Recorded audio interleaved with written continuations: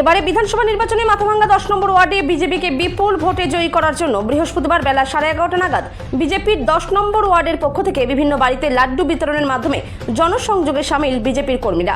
এদিন তারা বিভিন্ন বাড়িতে গিয়ে লাড্ডু বিতরণের করেন এবং জনসংযোগ করেন।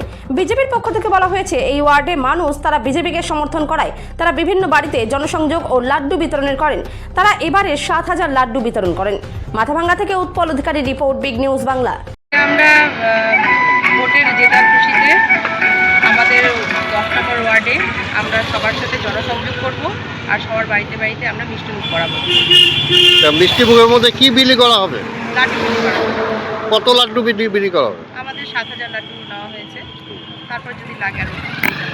মানে কিভাবে জনসংযোগটা করছেন আপনারা? আমরা সবার বাড়িতে বাড়িতে গিয়ে সবার সাথে দেখা করব আর আবির দেবো, একটু একটা আবিরের টিপ দেওয়াই যেতে পারে। আমরা সব আজকে 10 নম্বর ওয়ার্ডে সব বাড়ি বাড়ি যাবো।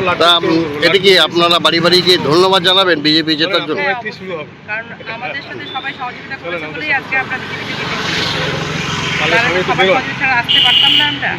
মাঝামাঝি করে চলে তার জন্য আজকে লাড্ডু বিলি। তার জন্য লাড্ডু। নামটা বলো। অনামিকা মোদক, আমি শহর মণ্ডলের কমিটিতে আছি।